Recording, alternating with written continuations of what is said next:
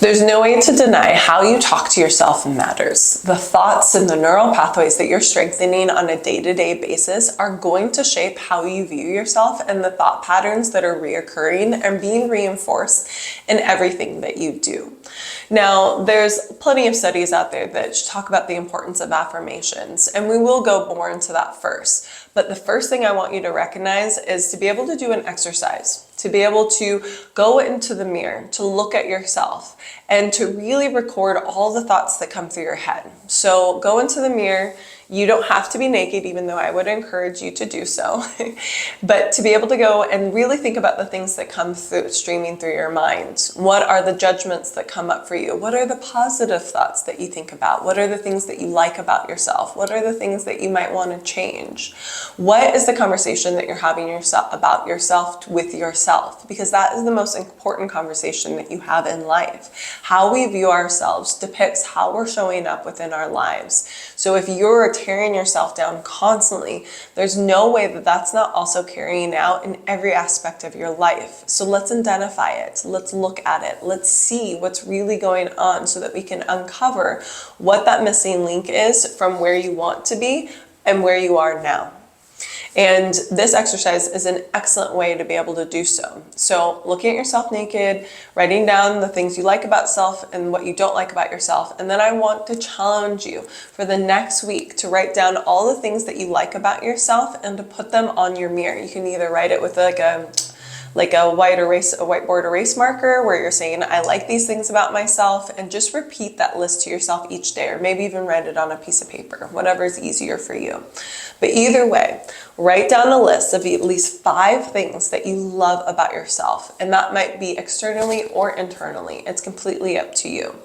But then repeat that each time you look at yourself in the mirror. Own those items and be able to really tap into confidence and the innate worth that you have within yourself, with the qualities that are effortless, that come to you naturally.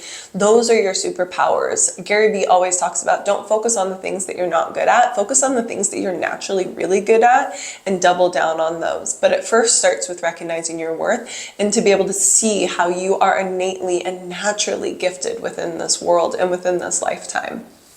So, step 1, identify things you don't like and that you do like. Then focus on the things that you do like. Repeat them to yourself on a daily basis.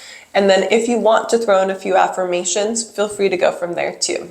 Affirmations are incredibly powerful. They're mantras that we repeat to ourselves day in and day out. And I usually like to create a mantra that I then can carry with me as my day goes on. So in my morning meditation, I'll pick one mantra that then I repeat as the day progresses. So it might be, I am confident, I am calm. It's usually something I'm striving for. Something that I'm not feeling naturally at that moment is what I'm going to create a mantra for, to reinforce those moments where I might be struggling. So it might be that I am here now, I am breathing, I am peaceful, I am beautiful, I am confident, I am powerful. Whatever you want to pick, choose that mantra, maybe set it as a reminder in your phone to repeat 3 different times throughout your day, or in those moments where maybe it's harder for you to believe it, then use that, identify that moment. Okay, keep repeating this negative thought about myself. I'm going to replace it with this positive affirmation that then I'm going to use every time I have that negative thought.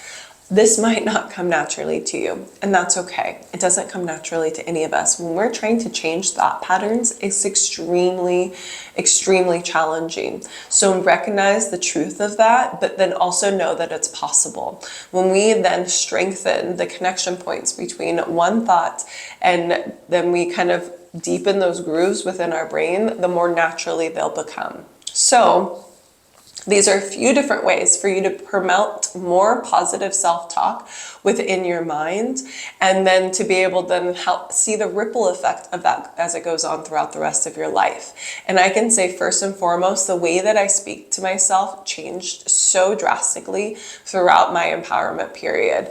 I was able to recognize the limiting beliefs that kept replaying over and over, or the things that I kept telling myself I was good or bad at, and that I had no choice about the matter. And that's just simply not the case.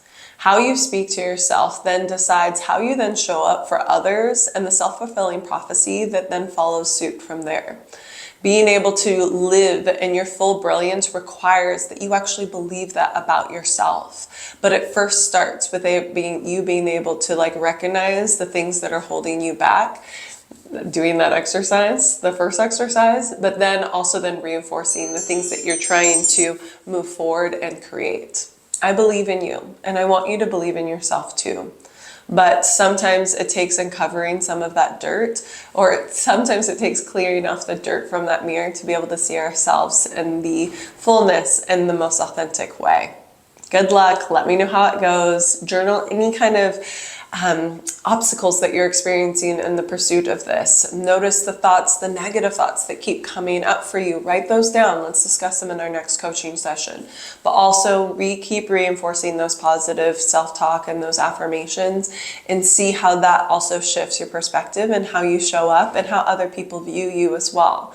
And I hate to say this because this isn't about anybody other than you, but how you treat yourself is how you treat others. If you're constantly nitpicking everyone else around you, there's probably a good indication that you're also nitpicking yourself, or the other, vice versa. If you're constantly nitpicking yourself, there's probably an inevitable doubt that you're also doing that to those closest to you, and kind of believing that if someone's not perfect, that they're not enough. And that's just not the case.